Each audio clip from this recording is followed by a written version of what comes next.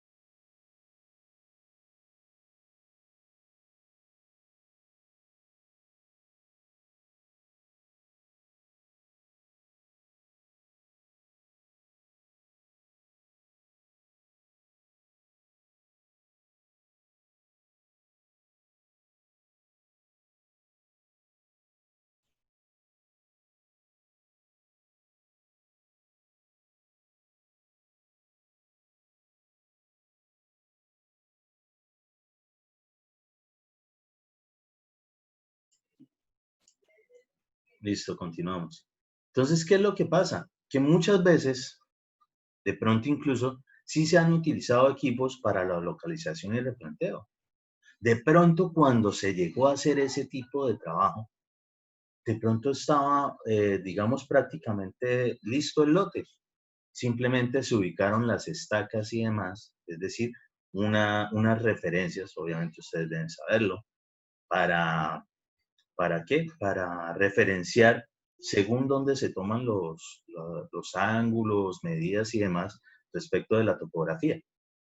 De pronto donde tienen precisamente ciertos niveles con con el, con la altimetría que hayan sacado allí. Muy bien, pero de ahí a que ese mismo día hayan iniciado labores, puede ser que no sea así. Y tal vez el día que llegan ya de pronto vino una lluvia intensa el fin de semana anterior y creció cierta vegetación. Es típico que ocurra eso. Pero las marcas y los puntos, los DM, las referencias, las estacas están. Y tenemos de pronto maquinaria, si es el caso, si es que es un área muy grande, para hacer tal vez la nivelación, es decir, esos cortes y rellenos que hay que hacer con el terreno para llevarlo todo a un solo nivel y a partir de ahí empezar a generar los trabajos. Si tenemos esa vegetación, ojo, eso no va a ser una cuestión de que vamos a llegar a, no, ahora nos toca pedir un adicional para incluir lo que cueste hacer ese descapote. Pues obvio que no. Si tenemos la maquinaria, pues de una vez sabemos que hay que hacer el movimiento de tierras, pues tal vez lo único será un pequeño incremento de, de retiro de escombros, pero les aseguro que eso, pues para el caso específico que les estoy narrando, eso no tiene nada de incidencia. Entonces, perfectamente de una vez se pueden generar esas dos cosas.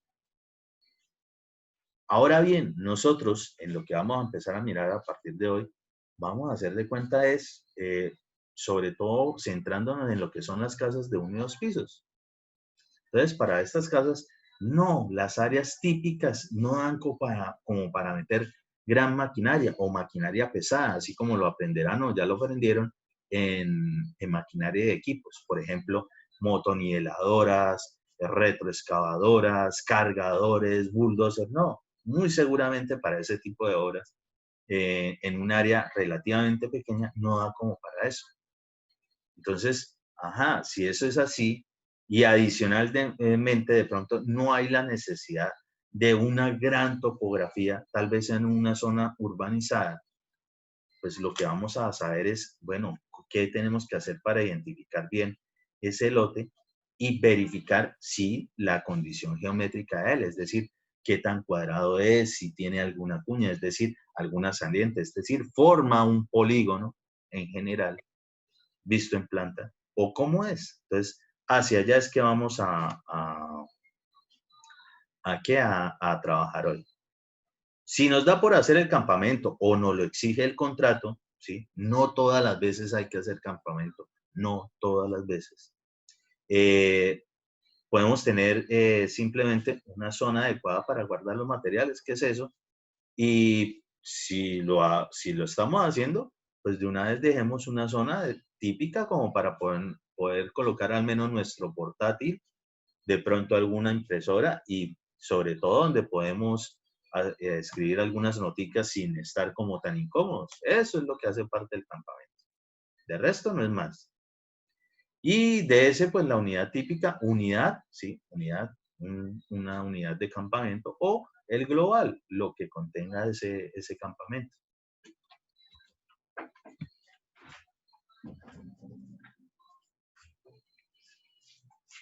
Ingeniero, Cuéntame. bolsas de aseo o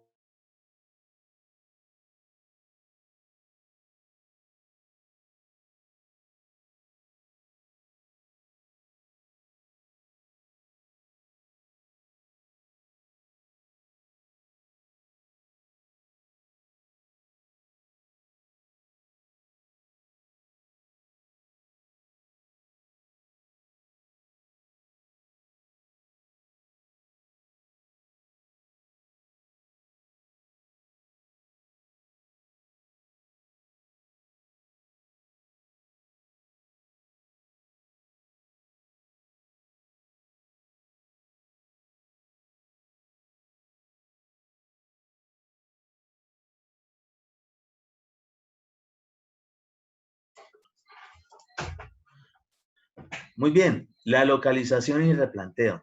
Hacia allá es que vamos a ir ahorita, ¿sí? Unidad metro cuadrado de hectárea. Entonces, pues necesitamos ubicarnos, obviamente, partiendo de algún plano, algún diseño.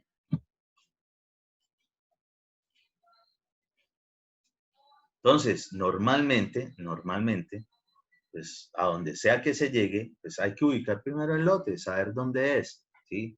Para eso, normalmente se tiene lo que es el título de propiedad, se puede también tener, digamos, la carta catastral, eso que sale en el IGAC. El IGAC es el Instituto Geográfico Agustín Codazzi. Ellos manejan todo lo que es el loteo o parcelado en general en nuestro territorio, ¿sí? Si alguna vez ustedes van a hacer una transacción o van a estar vinculados con algún proyecto donde tengan que de un terreno muy grande, de un lote muy grande, subdividir para generar eso, toda esa información la tienen que evidenciar allá en el ICAT. Hay que hacer todos esos estudios. Ellos tienen, digamos, una planimetría, un plano grande de ubicación de cómo son los lotes de cada quien, ¿sí?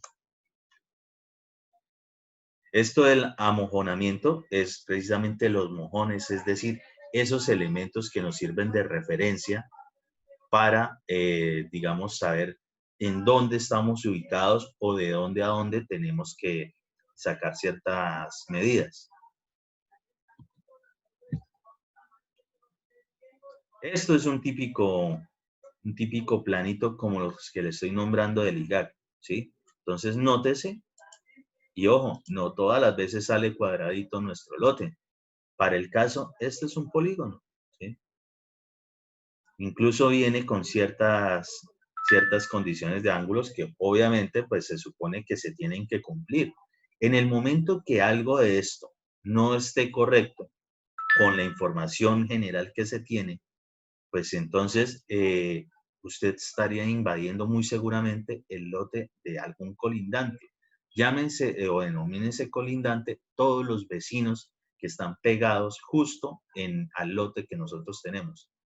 Obligatoriamente habrá al menos una medida que no tiene directo el colindante. ¿Por qué? Porque por algún lado tenemos que ingresar, digamos, a esa vivienda proyectada o a ese lote. Pero por el resto de lados, puede ser que tengamos en los 3 lados o más lados, según sea la geometría de ese polígono, más vecinos, ¿sí? Más vecinos. Entonces, esto siempre hay que verificarlo, siempre.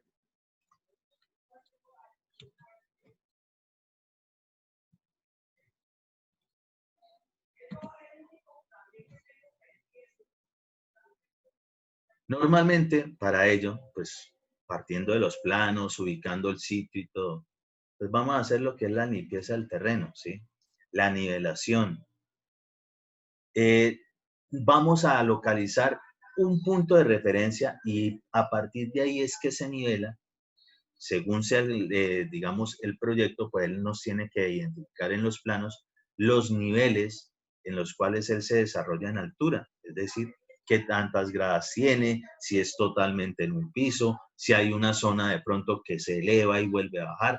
Todo eso nos lo advierte precisamente el plano con lo que son las cotas, ¿sí? Las cotas. Cotas es esa diferencia de niveles que existe para determinar alguna altura, ¿sí? Cuando se llega allí, eso no es solamente, bueno, llegamos y sí, esta es la dirección, este es el lote. Empecemos. Ojo, hay que verificar muchísimas cosas. Y aquí les voy a hacer referencia a algo que normalmente se aprende en lo que tiene que ver con seguridad, sistemas de gestión de seguridad y salud en el trabajo, que es estar pendiente de todo lo que le puede pasar a uno. ¿Y cómo se ocurre eso? Pues mirando al frente, mirando para atrás, mirando para un lado, para el otro y para arriba. ¿Y eso para qué? Si ya estamos exactamente en la dirección que nos decían del lote. Pues resulta y acontece que nosotros de pronto podemos identificar algo que tal vez no estaba referenciado en los planos, ¿sí? Por ejemplo, algún pozo que de pronto se note por allí, ¿sí? Alguna zona de relleno, alguna cañería, algún pequeño riachuelo, canal. Y, por ejemplo, hacia arriba ustedes dirán, pero ¿para qué arriba? ¿Qué tiene que ver? Resulta y acontece que lo que son, digamos, la distribución del cableado eléctrico, ¿sí? ¿Para qué? Para las redes eléctricas en general, normalmente esas no están como tan cerca, como tan a la vista, sino que están mucho más altas, sobre todo las que son de alta tensión. Entonces, lo que tiene que ver con la parte eléctrica, siempre van a haber unas grandes torres y en la parte más alta de esas torres cruzarán algún cableado y ese va a ser el de alta tensión. Después, en una longitud más abajo, ¿sí? Vamos a encontrar los de media tensión. Y después, más abajo aún, más cerca de lo que nosotros tenemos como 2 y 3 pisos, podríamos encontrar lo que es la de baja tensión. A las de baja tensión, por lo menos en Colombia, es a la que nos toca pegarnos o nos toca generar la acometida, es decir, de donde tomamos el suministro eléctrico para donde vamos a trabajar en nuestro proyecto. Existe un problemita que a veces las torres de pronto las generaron el tendido de redes eléctricas por algunas zonas y de pronto no verificaron los lotes, es decir, por donde estaban pasando en la proyección vertical de esas cuerdas, ¿sí? Las cuerdas eléctricas. Pues resulta y acontece que las entidades prestadoras del servicio eléctrico se manejan bajo una normativa que se llama RETIE. Ya se la escribo aquí en el chat.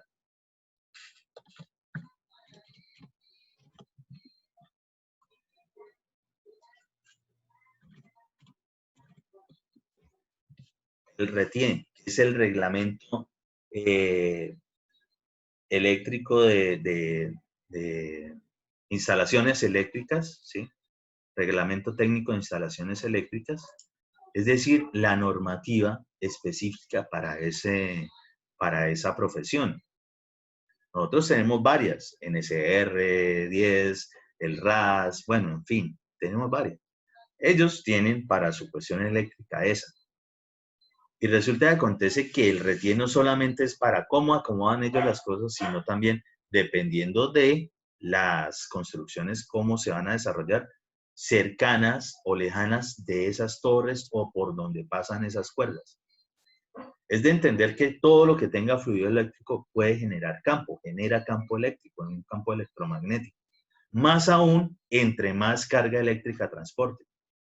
Por tanto, si por un lote del que estamos supuestamente, donde tenemos que empezar a generar la casita, supongamos que es de 3 pisos, y ya llega a ser medianamente cerca o estar exactamente debajo de donde pasa unas líneas de mediana o alta tensión, de cableado eléctrico, ahí no se podría construir. El RETIE exige algunos retiros mínimos respecto de donde tienen ubicadas esas redes eléctricas. Entonces, por eso sí hay que mirarlo.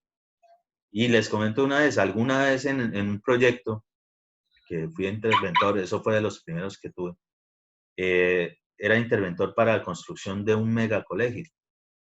Pero ese megacolegio hacía parte de como otros 5 más en un solo contrato.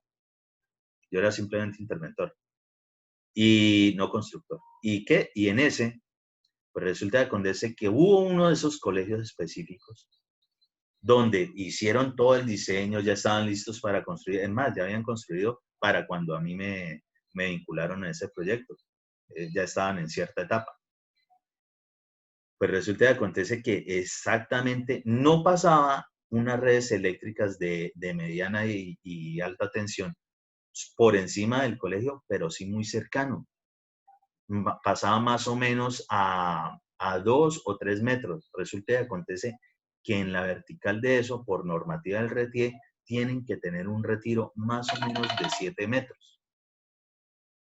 Y uno dirá, ay, ¿pero qué? ¿Qué tiene que ver eso? Nada más la construcción. Y pues para cuando es digamos, un establecimiento educativo, lo que son las secciones y el refuerzo de los elementos estructurales en concreto reforzado, normalmente no son los mismos de una casita normal. ¿Por qué? Porque en la NSR 10 tiene una exigencia adicional cuando son de tipo educativo las construcciones.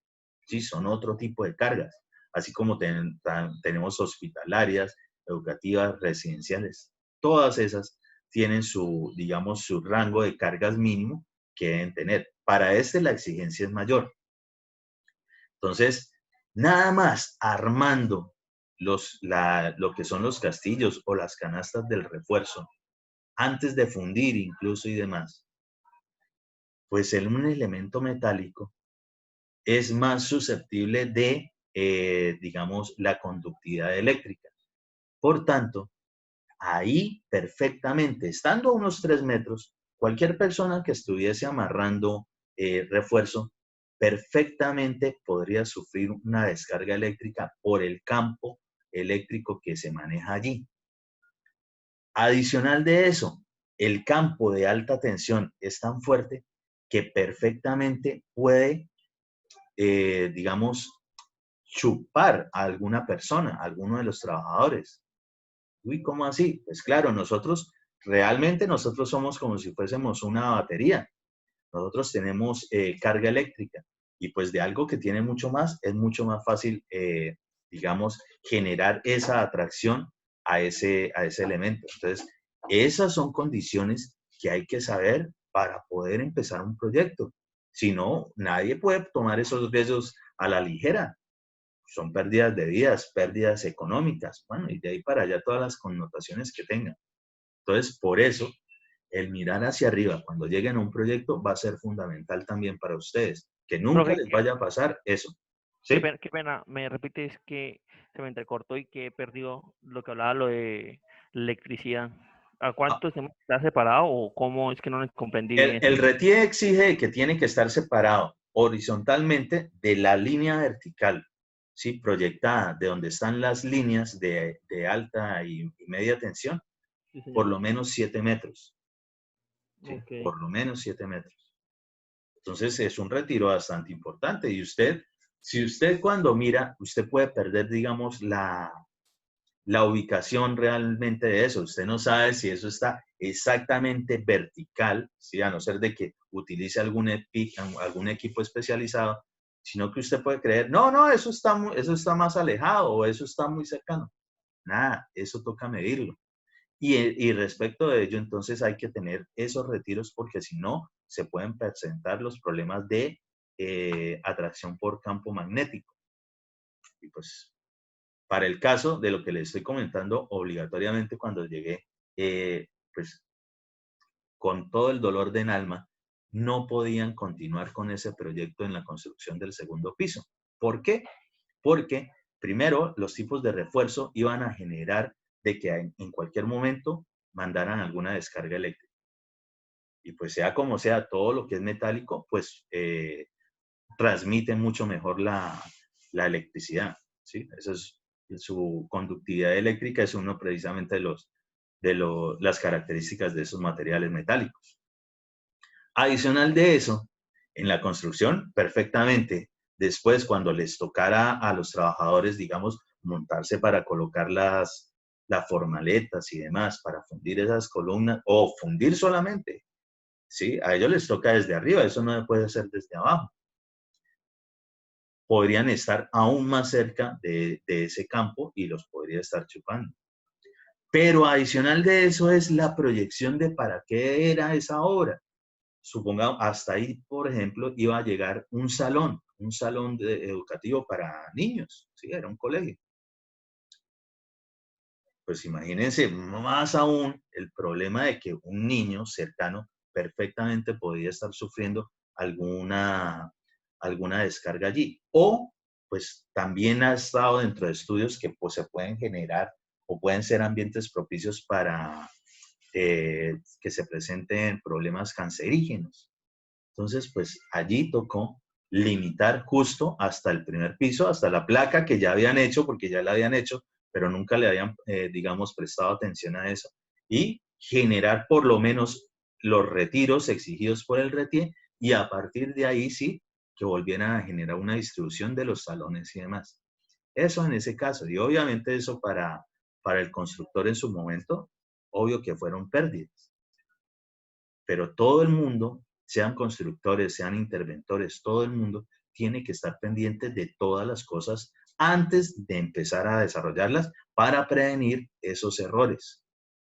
Entonces, por eso no solamente llegar y ya, sino observar todo el entorno. ¿Qué ocurre ahí? Por arriba, por el frente, por el lado, por debajo, por todos lados. ¿Qué tienen cerca? Todo eso es fundamental para poder proyectar y por eso es que nos pagan por analizar y dar solución a situaciones que se nos puedan presentar. Listo.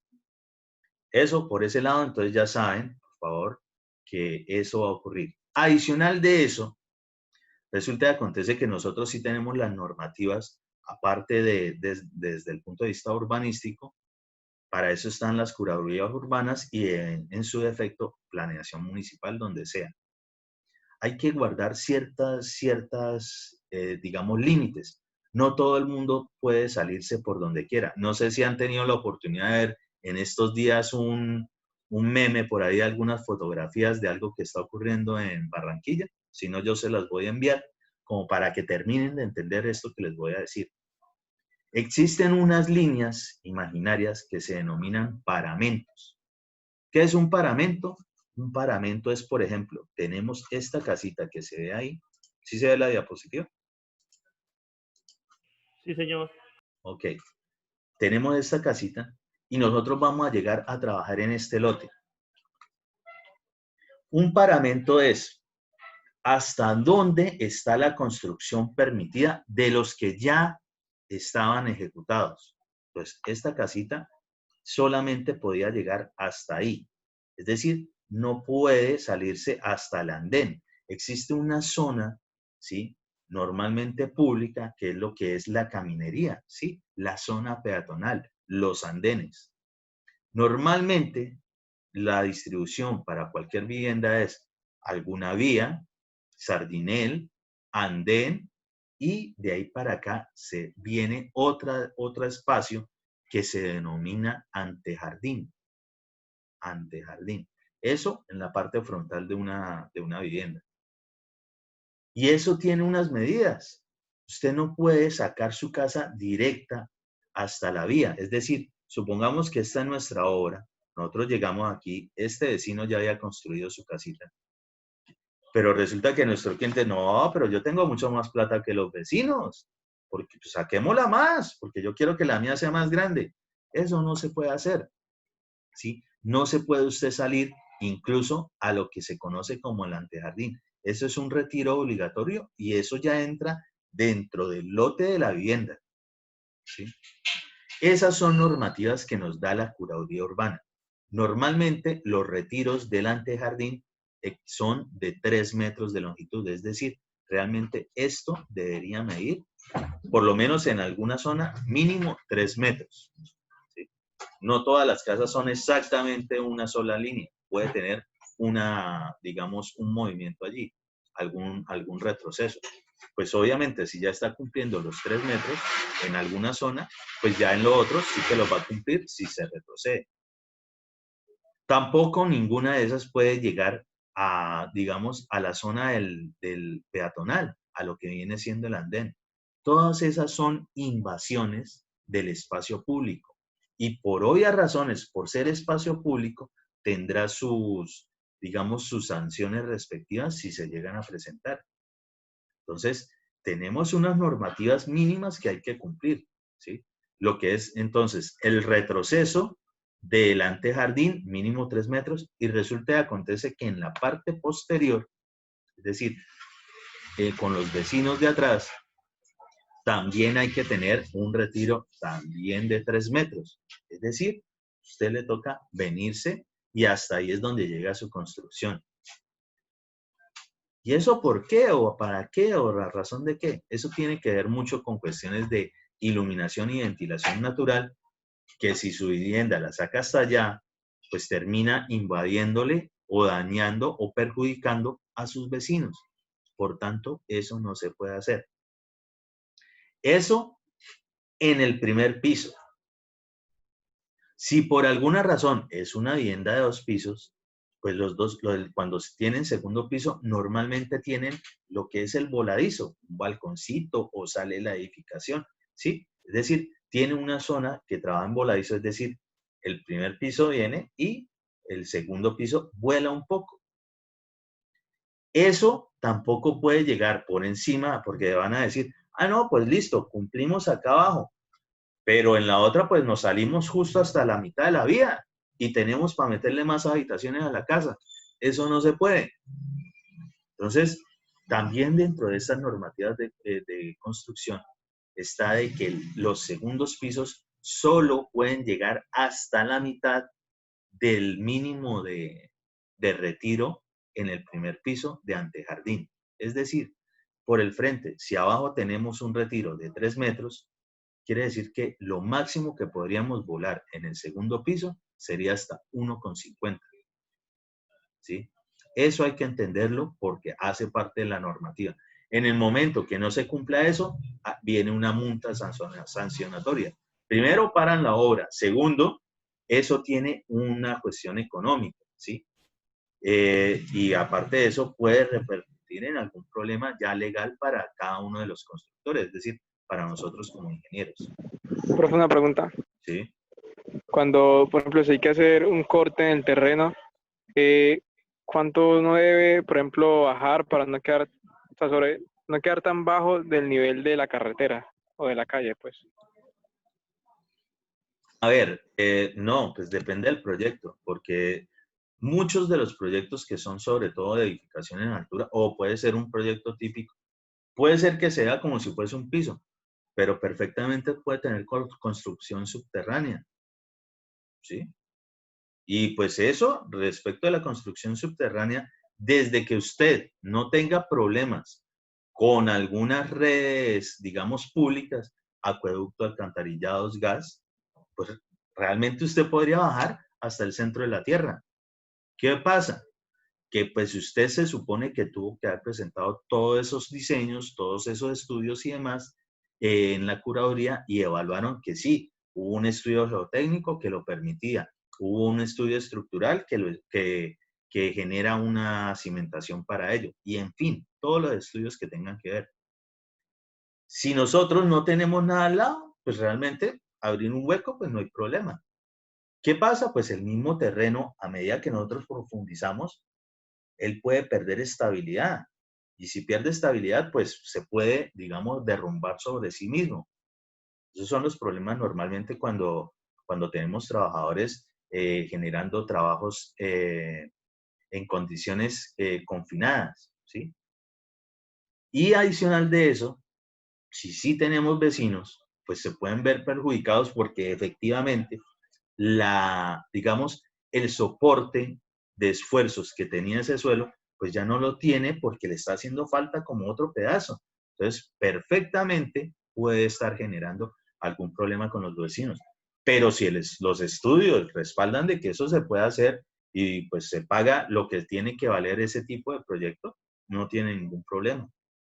Desde que por ahí no pase ninguna red pública. Y se supone que cuando estamos en un lote para una construcción, obligatoriamente no puede pasar una red pública, no puede pasar por ahí la línea de acueducto, ni la línea de alcantarillado, ni la línea de gas. Esas tienen que ir por las zonas viales, es decir, una zona muy pública a la cual nuestras edificaciones no deben tener acceso. ¿Entendido?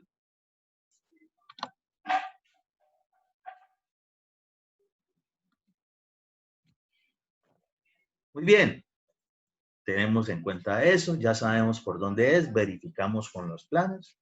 Muy bien, vamos a empezar a mirar cómo estamos en nuestro terreno respecto de lo que hay por ahí. Y es lo que tiene que ver con la nivelación. Entonces, vamos a determinar una cota cero, es decir, un punto de referencia. ¿Sí? Normalmente se coloca una estaca, estacas típicas de madera, y sí, de ahí en adelante los materiales que quieran, pero pues es muy fácil de fabricarlas en el momento con listones de madera. Simplemente se marca para poder tener bien especificada la referencia y se mantiene ese nivel. A partir de allí es donde vamos a saber, listo, tenemos que subir, bajar, terminar, según las cotas que nos ofrecen los planos. Aquí, por ejemplo, en el dibujito hay con medio para entender. Pues para el caso, estamos hablando es de dónde vamos a construir realmente, ¿sí? Pero proyectamos qué es todo lo que tenemos ahí. Para el caso existe como una especie de andén de 15 centímetros, ¿sí? Y nosotros tenemos que verificar es que se mantenga un solo nivel. Por eso la medición de niveles es tan importante, porque a partir de ahí es que nosotros siempre vamos a tener una referencia fija.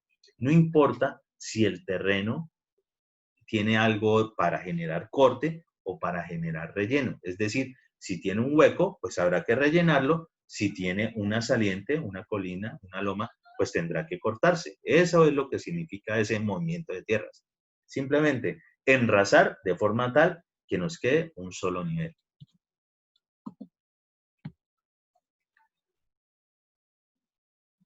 Muy bien. ¿Qué se busca o qué se piensa hacer? Pues es precisamente ubicar unos niveles de referencia para poder con eso empezar a verificar cómo o qué es lo que tenemos que hacerle a ese terreno. Entonces, el pasar niveles con manguera, pues sí, para eso se utiliza. ¿Sí? Pues nosotros obligatoriamente tendremos algún lado donde ubicar digamos, esas marcas de esos niveles o esa marca del nivel que estamos sacando. Si no tenemos nada, nos toca ubicar una estaca grande, es decir, un listón. Y sobre él marcar, verificando que esté siempre, digamos, bien vertical. Para el caso habría que aplomarlo, se utiliza la plomada. Normalmente, nosotros tomamos medidas de 1,10, normalmente, ¿sí? 1 metro, 1,10. ¿Por qué? Porque por más de las alturas diferentes que tengan las personas, son fáciles de identificar ahí. No le va a quedar difícil a nadie. ¿Qué se hace? Bueno, en un punto se referencia esa medida. Se toma el flexómetro y se ubica esa medida. Pero cuando las estemos trasladando a los otros lados, a ver cómo se está comportando el terreno, ahí es donde tenemos que utilizar la manguera de niveles. Entonces, para pasar niveles con la manguera, se llena la manguera de niveles. Ojo, el llenado no puede ser simplemente coger una manguera de niveles, meterla bajo el chorro de alguna llave y listo. Resulta y acontece que eso genera que tenga muchas burbujas. Y nosotros, en lo que tiene que ver con paso de niveles con manguera, deben estar por dentro de ese sistema, de esa manguerita, sin burbujas. Eso sí garantiza que el nivel que tengamos en un lado, por vasos comunicantes, va a ser exactamente el mismo nivel, no importa hasta dónde lleguemos. ¿Sí? Entonces, ¿cómo se llena realmente? Se ubica un balde, se llena un balde con agua, se mete la manguerita de niveles y alguien que tenga de pronto ciertas actitudes succionantes, es decir, que le guste chupar, le chupa un poquito. Y como cualquier pintillo se genera una succión, es decir, una presión negativa, por tanto, genera de que el agua va a subir. Eso es lo que ocurre siempre que toman algo con pitillo, desde el punto de vista físico. Entonces, aquí también ocurre lo mismo. Y se llena, pues ustedes van a buscar a que se llene totalmente la manguera. Después, obviamente, tendrán que liberar algo de esa agua para pues, que dé espacio para poder verificar los niveles. Uno no lo hace a que digamos, el agua quede a un nivel de unos pocos centímetros. Uno normalmente deja unos de 20 a 30 centímetros en los extremos sin el agua, cosa tal de que se pueda manejar eso. Entonces, en eso, al realizarlo de esa forma, el llenado, ahí estamos garantizando de que no se van a meter burbujas. Y si se mete una que otra, son fáciles de evacuar, ¿sí? Eso no es tan sencillo cuando lo meten simplemente al chorro de alguna llave. Entonces, esa es la forma correcta como se llenan las mangueras de niveles. De diámetro pequeño con agua de un balde con agua. ¿Listo? ¿Cómo? Disculpe, ingeniero, ¿será que me puede hacer el favor de repetir esto? ¿Cómo se llena la manguera? Es que no escuché bien. Simplemente se llena un balde con agua, se mete la manguera y alguien chupa, succiona. Entonces, al succionar, pues llena todo el sistema hasta que empieza a chorrear. Le ponen el dedito en la manguera, pues ya no va a poder salir. Y en la otra zona, pues de pronto logra escapar algo, de forma tal que el nivel de agua no esté exactamente a los bordes de la manguera, sino que tenga algunos espacios, ¿sí? 20, 30 centímetros, 40 centímetros. Normalmente las mangueras de niveles uno las compra de 5 metros o más, de ser el caso. Entonces va a haber espacio como para manejarnos allí. Así es que se llena directamente. Luego, ¿qué se hace? Se toma una medida de referencia. Se ubica el nivel de agua de uno de los extremos coincidiendo con